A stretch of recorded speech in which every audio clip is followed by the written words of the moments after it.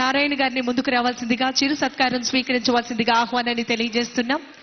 గౌరవ కాకినాడ జిల్లా ఇన్ఛార్జ్ మంత్రివర్యులు మరియు మున్సిపల్ పరిపాలన మరియు అర్బన్ డెవలప్మెంట్ శాఖ మంత్రులు వారికి ఈ సందర్భంగా గౌరవ ఉప ముఖ్యమంత్రి వారి చేతుల మీదుగా చిరు సత్కారం మరియు జ్ఞాపికను అందించడం జరుగుతోంది. ధన్యవాదములు సార్. తదుపరి గౌరవ నాదెండ్ల మనోహర్ గారిని ముందుకు రావాల్సిందిగా కోరుతూ ఆహ్వానాన్ని తెలియజేస్తున్నాం. గౌరవ రాష్ట్ర ఆహార పౌర సరఫరాలు మరియు వినియోగదారుల యొక్క వ్యవహారాల శాఖ మంత్రివర్యులు గౌరవనీయులు నాదెండ్ల మనోహర్ గారికి మన ఉప ముఖ్యమంత్రి వర్యులు వారి చేతుల మీదుగా చిరు సత్కారం. తదుపరి గౌరవనీయులు కందుల దుర్గేష్ గారిని ముందుకు రావాల్సిందిగా కోరుతూ ఆహ్వానాన్ని తెలియజేస్తున్నాం. గౌరవ మంత్రివర్యులు పర్యాటక సాంస్కృతిక మరియు సినిమాటోగ్రఫీ గౌరవ మంత్రివర్యులు గౌరవనీయులు కందుల దుర్గేష్ గారికి ఈ సందర్భంగా ప్రత్యేకమైనటువంటి ధన్యవాదాలు తెలియజేస్తున్నాం. ఈనాటి కార్యక్రమానికి విచ్చేసినటువంటి హైపర్ ఆది గారిని ముందుకు రావాల్సిందిగా కోరుతూ ఆహ్వానాన్ని తెలియజేస్తున్నాం. So please come forward. వారికి ఈ సందర్భంగా చిరు సత్కారాన్ని చేయడం జరుగుతోంది. జన సైనికులు మరొకసారి మీ అందరి కరతాళ ధ్వనుల మధ్య విచ్చేసినటువంటి పెద్దలందరికీ కూడా ప్రత్యేకమైనటువంటి ధన్యవాదాలు తెలియజేస్తున్నాం. తదుపరి ఆర్కే నాయుడు గారు వారికి సాదరంగా స్వాగతం తెలియజేస్తున్నాము. సాగర్ గారు సార్ హార్టియెస్ట్ వెల్కమ్. గౌరవ ఉప ముఖ్యమంత్రి వర్యుల చేతుల మీదుగా చిరు సత్కారం జరుగుతుంది. వారికి జ్ఞాపికను అందించడం జరుగుతోంది. ఈ సందర్భంగా వారికి ప్రత్యేకమైనటువంటి ధన్యవాదాలు తెలియజేస్తున్నాం.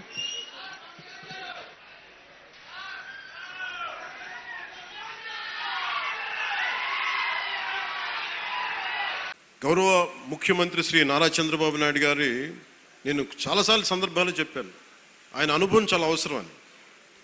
సో మనందరం ఒక ప్రయాణం చేసాం.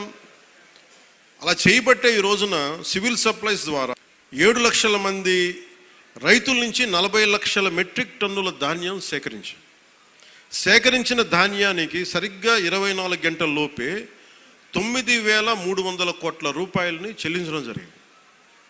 ఇది ఎక్కడైనా సరే మీరు గత ప్రభుత్వంలో ఎంతసేపు దేహి అంటే ఇది ప్రోయాక్టివ్ గవర్నమెంట్, నారా చంద్రబాబు నాయకత్వంలో ప్రోయాక్టివ్ గవర్నమెంట్ అంటే ఇంతమంది సమిష్టిగా కలిసి కృషి చేస్తేనే ఈ రోజున ఇంత అద్భుతంగా జరుగుతుంది.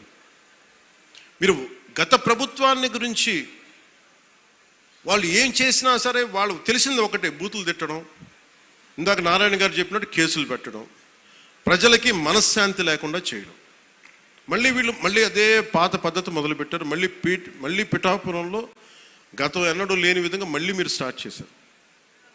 ఈ సందర్భంలో ఉన్నత పోలీస్ అధికారుల గారికి, జిల్లా మ్యాజిస్ట్రేట్ గారికి కూడా చెప్తున్నాను, లా అండ్ ఆర్డర్ని కనుక ఎవరైనా సరే పిచ్చిగా కనుక మీరు అభద్రతా భావానికి కానీ ప్రజల్ని చేస్తే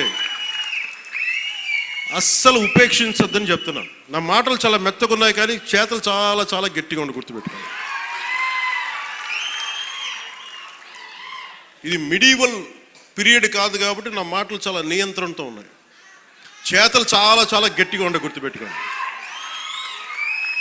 అందుకని మీరు రాజకీయ పరంగా ఏదైనా చేద్దామంటే సంతోషం, అది మీరు ఒక విమర్శ చేయండి, ఇక్కడ అభివృద్ధి బాగలేదు ఇంకోటి బాగలేదు, కానీ మీరు కులాల మధ్య మతాల మధ్య గొడవ పెట్టేద్దాం అనుకుంటే వాటిని మెటుకు నేను వ్యక్తిగతంగా చాలా పర్సనల్గా తీసుకుంటాను. ఎందుకంటే I believe firmly in the foundations of our constitution. నేను రూల్లే మాట్లాడతా, రూల్నే అప్లై చేస్తా. అది దయచేసి ఉన్నతాధికారులందరూ, అది మీరు కలెక్టర్ గారు కావచ్చు, ఎస్పీ గారు కావచ్చు, మీరు ప్లీజ్ అది మీరు చాలా ఫర్మ్గా అప్లై చేయండి. అది నేను స్వయాన ముఖ్యమంత్రి గారే మేము తప్పు చేసినా మాకు కూడా అప్లై చేయండి అని మేము శాసనసభలో చెప్పి we are bounded by that word. అందుకని ఎవ్వరు కూడా వ్యవస్థకు అతీతులు కాదు, నాతో సహా. అందుకని దాని దృష్టిలో మేము వ్యవస్థకు లోబడి ఉంటాం, మేము వ్యవస్థకు లోబడి రెచ్చగొడతామంటే దానిని ఎలా హ్యాండిల్ చేయాలో, ఎందుకంటే అక్కడ దాకా దృష్టి పెట్టలే, చాలా సంయమనంతో ఉన్నాను నేను.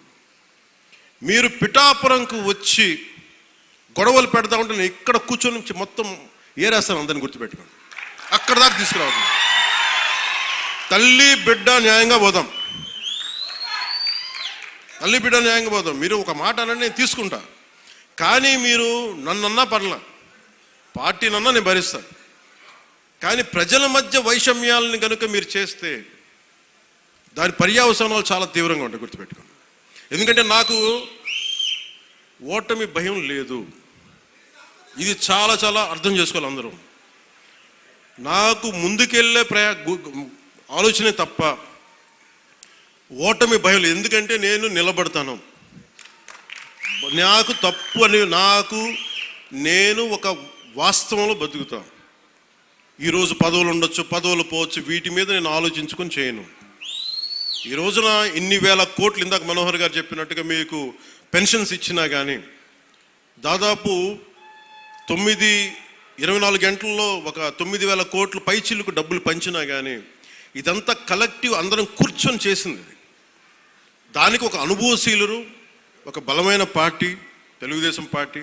ఆ పార్టీని కూడా నేను చాలా గౌరవిస్తాను. ఇప్పుడు కాదు, నేను ముందు నుంచి చెప్తున్నాను. అలా నేను జనసేన బలహీనం అని చెప్పట్లా.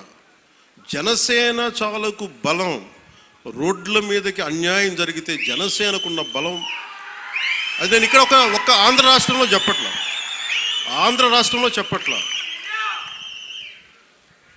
నా సిద్ధాంతాలని, జనసేన సిద్ధాంతాలు నమ్మేవాళ్ళు ఊరికి 10 మంది ఉన్నా వాళ్ళు 1000 మందితో గొడవ పెట్టుకుంటారు. అది జనసేన.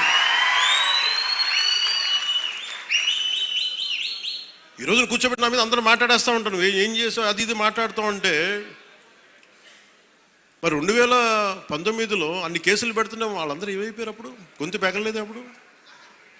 అప్పుడు ఏమైపోయింది? ఆ రోజు అంటే మీరు కేసులు పెడతారని మన నారాయణ గారు చెప్తున్నారు కదా.